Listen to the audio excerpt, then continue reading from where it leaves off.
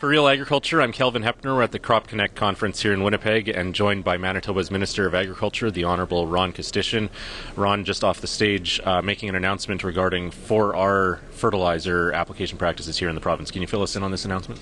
Well, basically, the 4R is a partnership between the federal government and also with Fertilizer Canada and Keystone Agriculture Producers Organization, of the importance of the 4Rs, which is right rate, right timing, right appropriate. And I think the message is this, is that, fertilization is a key component as far as growing crops.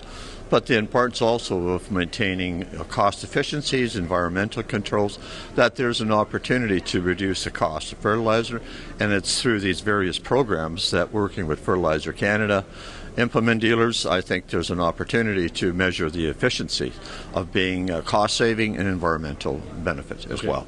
What does this mean from the province's perspective to participate in this? Is this largely a symbolic show of support, or is there funding on the ground? What does that look like? It continues to be a support of the opportunity to work with agriculture producers naturally, and Minister Moses was involved, environmental minister is involved, and it's a very key opportunity working with producers because of the importance of fertilizer, as I said earlier. But I think the intent here is that we need to continue to communicate, we need to continue to educate of opportunities of cost saving for the producers and environmental benefits. You mentioned the Environment Minister here. We have a new Environment Minister here in Manitoba. Yes, Minister Michael Moyes is a passionate individual and is really quite familiar of the environmental opportunities. And you know what? At the end of the day, we need to maintain, communicate between the different departments, and first and foremost, deal with our producers and the environment concerns that they have, and for the betterment in the future of future generations. And good to have him in a room full of farmers like this as well. Yes, and actually he's not really, he is familiar with the farmers, and definitely he's a welcome individual in the crowd, and we're going to continue to work together for the benefit of agriculture in the province of Manitoba. All right. Of course, the topic that's on everybody's minds right now, especially in our agriculture sector, as we are reliant on exports in a lot of areas of our ag industry here in Manitoba, is the potential for tariffs and trade war scenarios that are potentially on the horizon. We, of course, don't know what the future holds, but our Premier, and along with all the other premiers from across Canada, have just returned from a trip to Washington. Any word from Premier Canoe in terms of how that visit went? We didn't have any updates as of the trip. I believe they're coming back tomorrow, if my memory serves me correctly. But no, you know what? The great thing about this, we've got such a united front all across Canada, all premiers, not boycotting, but having discussions with our neighbors to the south. And, at the end of the day, the unpredictability, what's going to happen, it's an ongoing changing of strategy, if I may say so, in a nice way.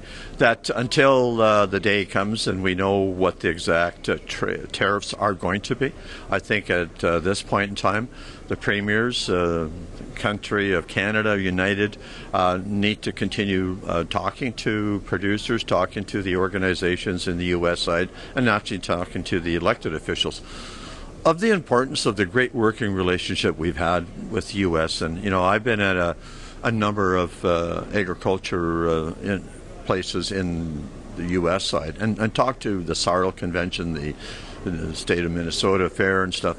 And we've got such a great working relationship, and I guess that's the challenge. We have such a great working relationship, and I think the tariffs, if they come through, is really going to be a cost of living for everyone, whether you're in Canada or U.S., and I think that's the discussion that's taken place, Calvin, in that perspective.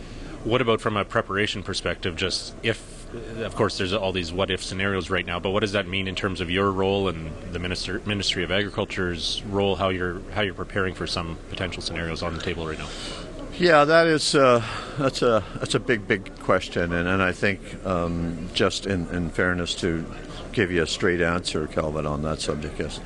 Depending upon what it all is going to equate to at the end of the day, we can speculate all we want, but I think what we're working with industry in the U.S. side that buy a lot of our product, and I'll give you a prime example is, the Iowa pork industry, they buy 3.5 million weanlings from our province alone, and the challenges they face. So the communication continues to happen with companies that obviously use our resources and vice versa, that they need to work with their government in the U.S. side, and hopefully we can come to a common place that it's a continue the trade relationship that's historical and continues to be a benefit to all of us in both sides, and Mexico included as well. So at the end of the day, I think the question, if I could answer appropriately to your, is that maybe we'll just have to wait it out for a few more days and see what the end results may be. All right. Thanks for taking the time to stop by today, Minister. It's always my pleasure, and if I may have the opportune time to say this, thank you to all the agriculture producers for what you do for the economy in the province of Manitoba and the challenges you face. Sometimes Mother Nature sometimes makes it very challenging, but thank you so much for what you do with the agriculture producers and the added businesses that are developed. And we need to continue to build added value in our province of opportunity. And maybe if anything's going to spur out of this, we're going to have to enhance our interprovincial trading and develop new businesses that benefit all Canadians and all provinces as well. All right. Thank you. You're more than welcome.